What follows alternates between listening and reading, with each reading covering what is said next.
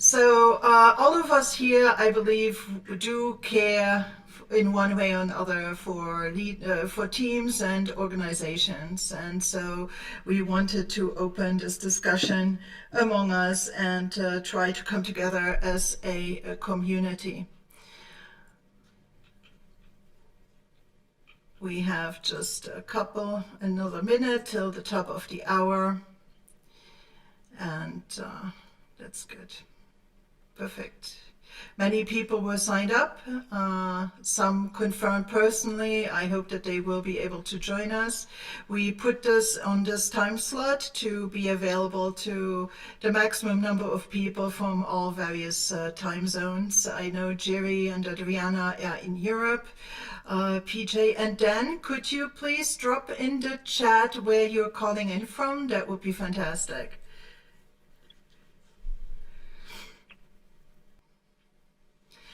And then since we only have half an hour on the books for this, I think it would be important to just get started. So if you can, it would be great if you could turn on your video to give us a little bit more sense of community and participation, but do how you feel comfortable. Thank you. Wow. Washington, D.C. Oh, South Africa. Sarah's in South Africa. That's fantastic. Okay, so let's get started. Krisztina, do you want to take it away? Yes, of course. So welcome for joining to this very, very first session. It will be more discussion, we hope so, for a session in the Assess for the Future. And we will speak about later what we think about is this program, Assess for the Future. There is two things we would like to precise about what does it mean.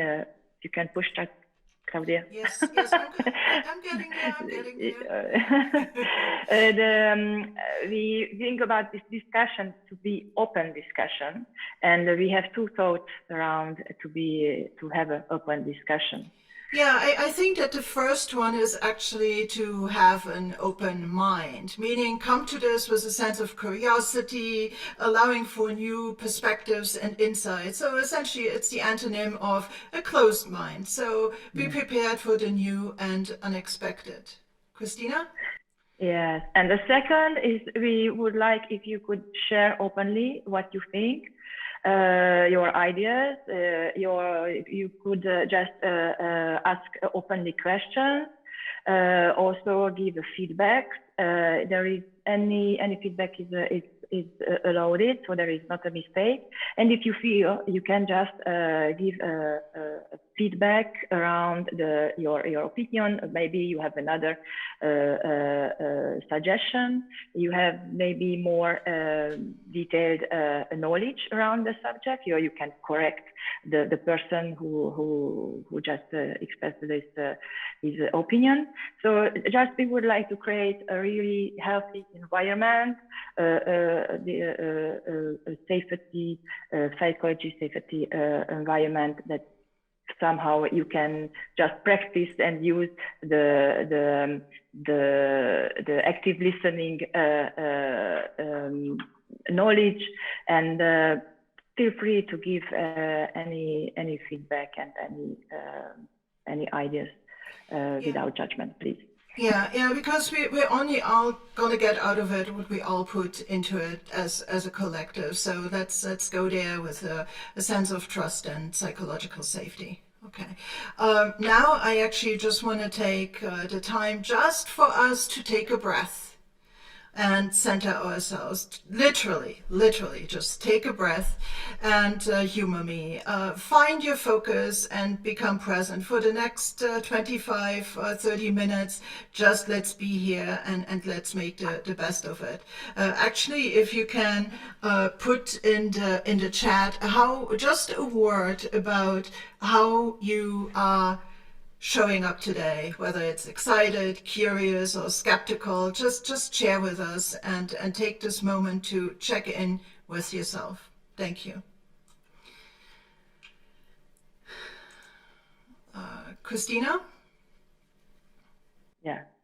Just to share, I'm very excited today. A lot of things happened this morning with me, and a lot of will happen this afternoon also. So yes, we have two objectives with this series, Access for Future. One is for us to really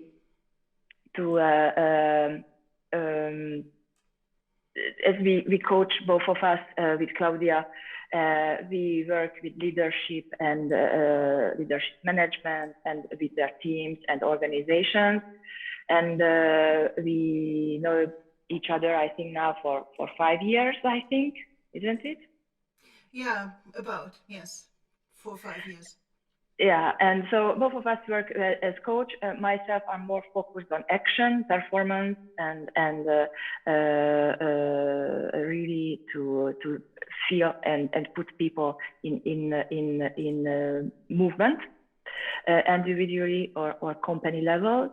And Claudia has another aspect more different from mine. I'm more in terms of mindset actually, but I am passionate to work with the people that through the way that they are or the work that they do have an impact, either on their teams or even to build strategy for their organizations. And that's also one of the reasons why I love to coach teams directly. Okay, so that being said, please contact us anytime that you have a question or would like to know more. You can find us on LinkedIn. We'll share contact details later. Also, just on a side note, we want to keep a coaching stance through these discussions, meaning we're not going to be prescriptive, we're not going to offer solutions, but we're just going to open the floor to you guys. Actually, in the spirit of time, Krisztina, maybe we should condense it a little bit. Go ahead. Yeah. So after about this program, about the access for future, idea is just really to make people to meet and really speak shortly, share ideas and share whatever happens in the daily life, and to feel not alone. That's why maybe somehow we work also with Claudia. We are not alone. We can share. We can help each other to grab an idea from each other, and that's what we would like also in the future to by this series of access your future. Yeah, and we are thinking actually about different ways that we can maybe facilitate a sense of community. We are only starting with this, so we hope we can count on you going forward.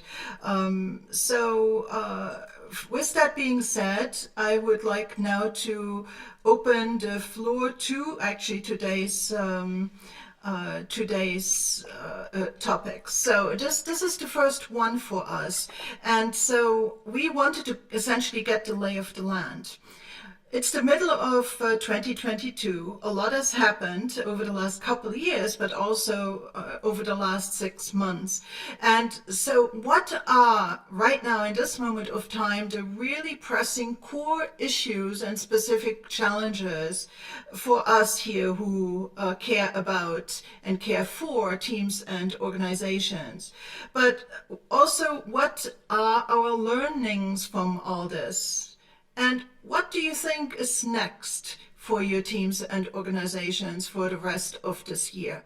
Again, this is all in a spirit of community, because I think many of us struggle with the same things.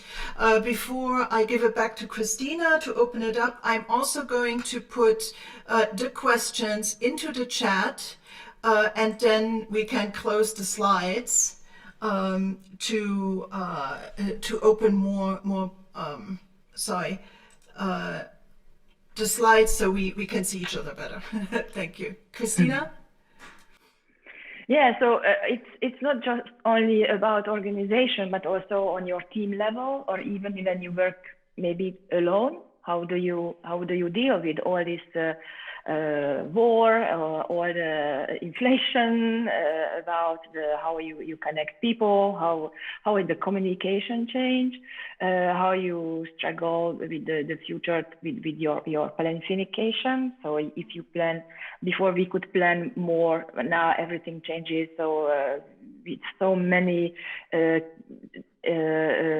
things to check before even when we travel to travel or a business trip, communication changed so much that everyone just can cancel in the last minute the meetings.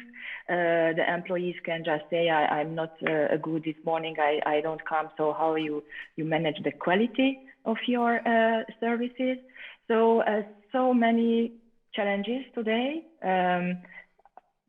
For example, what is your biggest challenge or issues, if you can share it with us? Anybody want to take it from here? How is it in the US? How is it in Africa? How is it here in Europe? Anybody?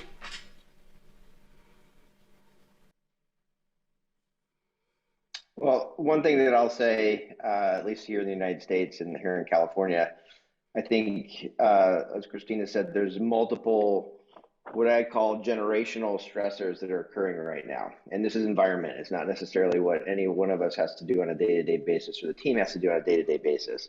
And I think it's having an impact, at least I see it in the startup world for certain, both in terms of the people that are working in startups, which is already a stressful environment anyway. It's fun, but it's also stressful. But then also an investment and where things might be coming in the coming months. It's a very challenging environment right now from an investment standpoint. And then as an individual, we're all paying attention to what's going on. It could be as direct as the pandemic. It could be as indirect as the war that's happening in Europe. It could be even further indirect in some ways as the climate, or how different people perceive and react to what's happening with the climate or the political situation, at least here in the United States. And I think that's having an effect for managers. It's like you have no idea fully what's going on with a given person right now. And that's always been the case because you're working with individuals, but even now with the environment, I think it's a little bit worse right now. Eric, do you care to maybe give some examples of the symptoms that you see then in the people that you're working with? What are some of the symptoms that pop up? Well, I think the obvious symptom, at least from my position, and it's not the people, but the environment, is the investment. That's just shut. And in the management, let's say people who are granting the ability, money or time to do things, it's very constrained at the moment. So you're talking with peers or people that are in a position to grant these kind of resources. And it's you can tell the strain, and you can also tell that there's difficulty. I'd say with peers or let's say employees, I think it does come out in different ways. It's disengagement, definitely, distraction, definitely as well. So I think when you have a group that is working towards something, if you're all on the same page, it's always helpful if you know that the purpose of the thing, the work you're doing, that's like in our case, we're heading in a certain direction with the startup. Having that as a core, let's say, vision that you're aligned on helps a lot. But right now there's a lot of things that are eating at it in different individuals' minds. So disengagement, distraction, comes up. Okay. Okay. Does anybody else kind of see similar things where they are? Yeah, Jerry put in the comments that it's a change from competition to cooperation. Okay, care to expand on that a little bit, Jerry? Yeah. Yes, I don't want to be, hello everybody. I don't want to be too esoterical or spiritual because this is also in the business life. I think that we are now transferring from necessity to cooperate rather than compete. Yeah, so it's better if we come together, if we help each other, if we support each other on all the layers. It can be employee or business to business, or even in the bigger picture. Yeah. So individual to bigger picture. So this is what I basically wrote. So from competition to cooperation. Cooperation is the new thing in the world today. I see many nodding heads here. Yeah, you struck definitely a chord. Anybody have anything to answer to that? What does it bring up? Is that something you see?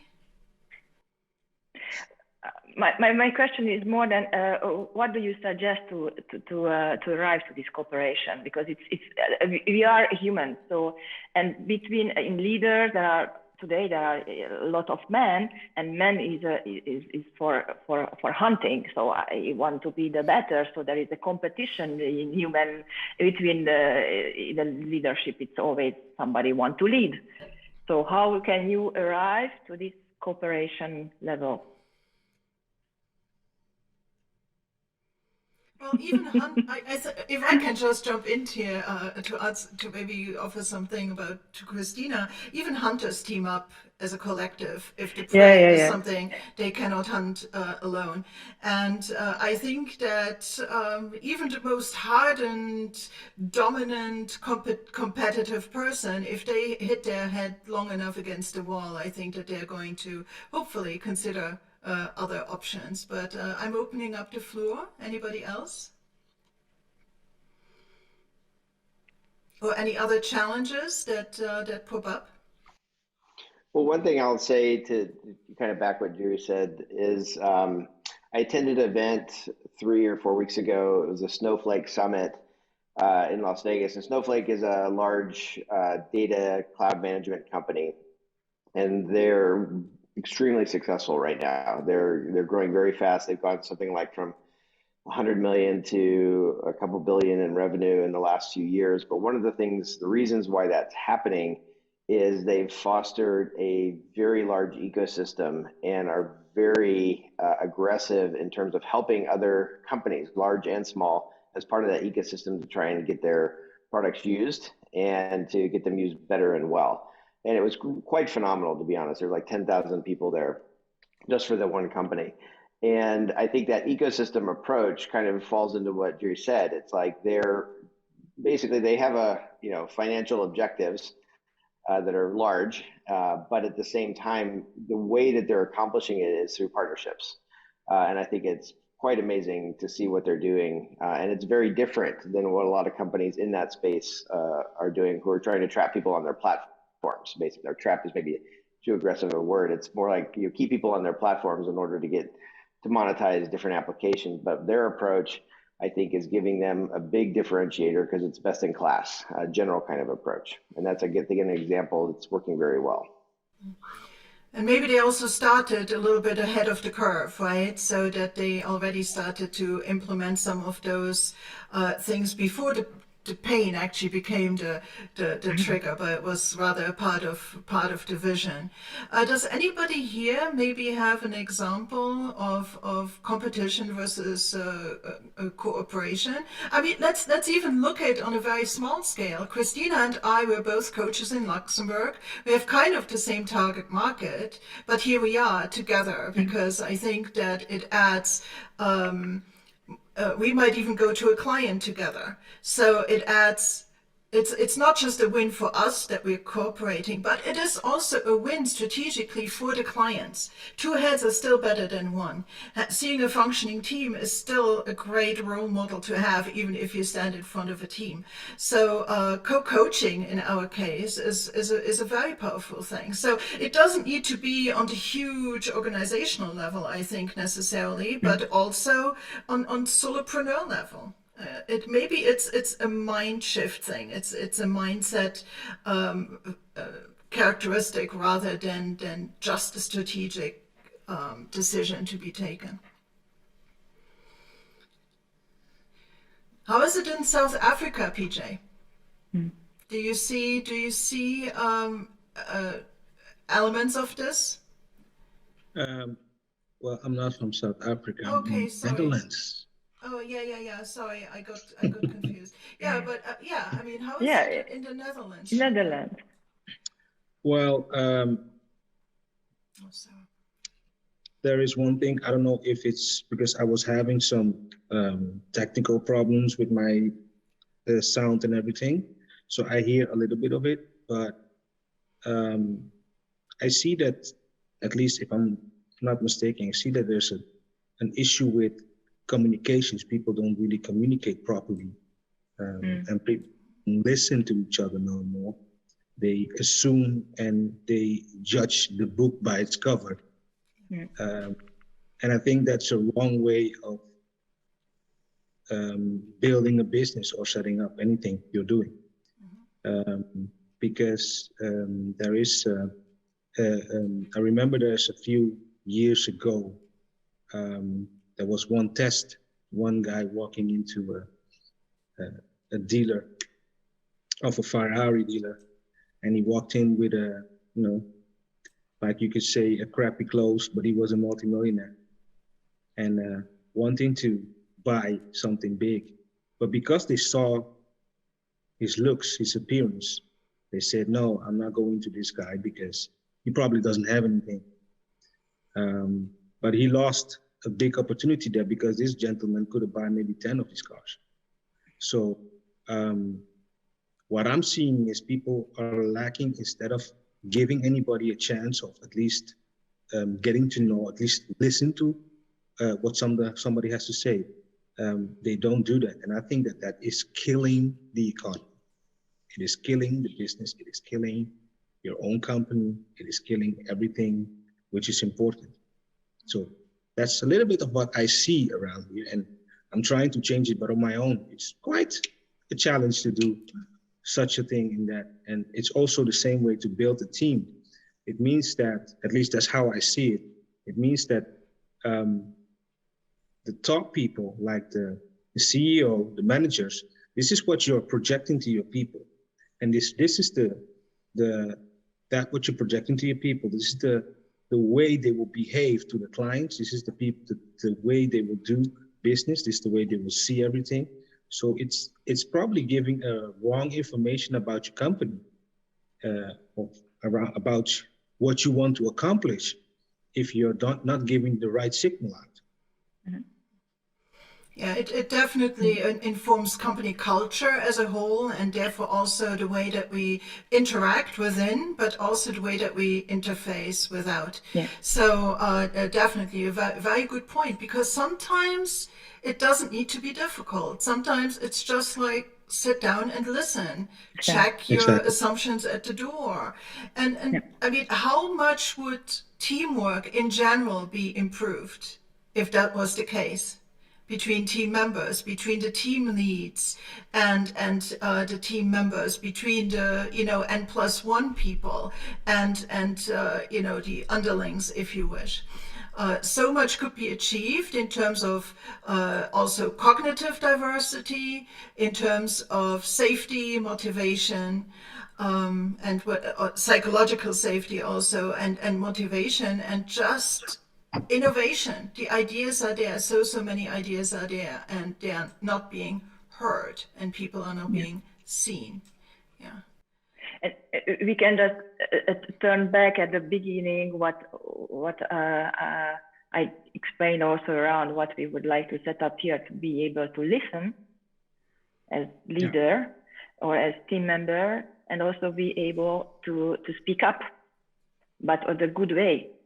So how can you give a feedback also to your N+1 or N+2, not to be a victim, not to be just speak about the issues and the problems and what doesn't work, but also to be able to give a good level of information, to be pertinent, and to find a good voice of what you say and how you say it. It's also important. Yeah, I agree. Because at least, if I'm not mistaken, and I'm just trying to mingle into the conversation in a way. But many times, if you listen to your employees, because I see it in a way, your company is a dream. It's your dream that you're trying to accomplish. And you need people to help you build on that dream. But if not, the people doesn't understand what you're building on, how are you be able to help you to build on that specific part? So you need a team around you to understand the dream, so they can actually give that same vision to the employees and to the people that are working for you. But you have to give them the right picture of the dream you're building. And if you're unable to bring that to your managers, they will bring the wrong pictures to the employees. So it's actually like a domino that you're stretching out in your company. And sometimes it doesn't go wrong from the CEO or the director or the owner that is able to bring it to the manager, but the managers are unable to bring it to the employees. So you need to find and listen to not only the managers, but also to the employees to hear where does it go wrong, where there is an error or there's a distortion on the line. Yeah, sometimes it gets lost in translation, right? It's like Yeah, absolutely. And I think maybe also to what Eric said before, it's also if you then take this idea and take it to the investors, for instance, how are you so much with your presence in order to be heard and be seen, and to what extent are the investors listening and seeing and being open? Okay, fantastic. I think Adriana and after Bilal would like to add something. Sorry, yeah, I'm just about to jump off, but I just wanted to maybe quickly add to Yuri's point. And he talked about competition to cooperation. I wouldn't be so quick to dismiss the power of spirituality. I think we need more spirituality in businesses. I'm trying to bring more of it into the organization I work for. It's an American technology company, but I'm based in Ireland, but we're based in Boston. But that's where the part, I think, because we're adding that spirituality, we are bringing in that cooperation. So that's one point. Let's bring more of it. So I loved it. Don't dismiss it. Bring more of it. Bring all the spirituality. And to a second point, to PJ's point about listening. So right. You're so correct about we're not listening. But I think there's one step before we can listen. We need to be aware that we're not listening. Awareness, self-awareness. And if we're not self-aware what we're doing, or we can't fix it. So but for that to be self-aware, I think we need to be able to slow down, to catch ourselves. And we live in such a fast-paced world right now that I'm struggling to catch myself on some days that I'm not listening. So, but yeah, totally need more listening. I'm learning to listen more too. But be aware when I'm not. I think that's the hardest part. Thank you. Right, and that's also one of the reasons I often say leadership starts within, really, and that's why mindset is so important. Great. The other person who raised their hand. Bilal. Yes, this is me from Pakistan. Yes, Bilal, please. I'm agreed with the guy from Netherlands. Sorry, I don't remember his name. He is right. The core values should be told to every employee so that they can know their vision. And the second thing is that leadership theory includes to listen to others. So I think we should listen to our ground level team, because they know the practical views of every company. They are on the ground. So we should listen to them. That's it. Fantastic. Definitely. Fantastic. Thank you.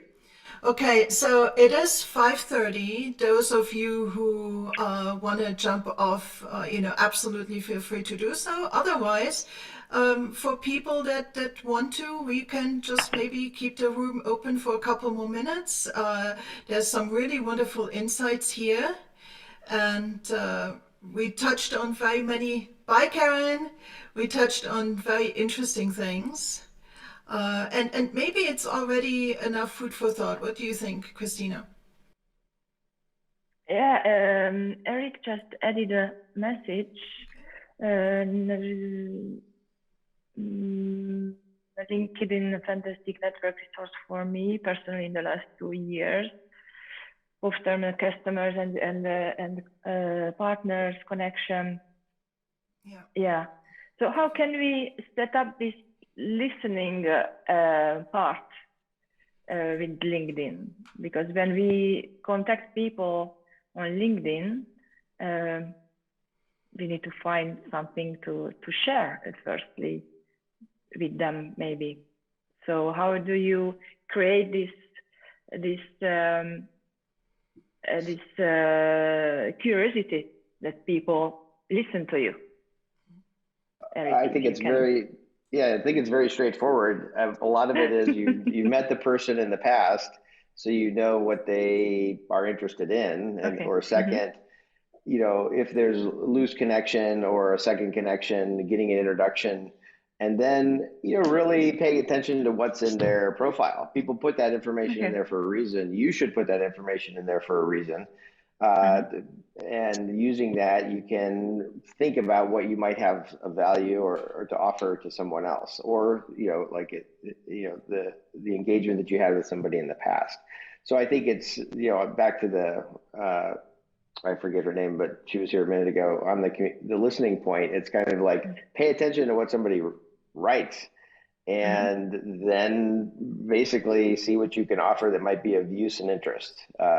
You know, if you don't already know them, basically. It's that simple to me.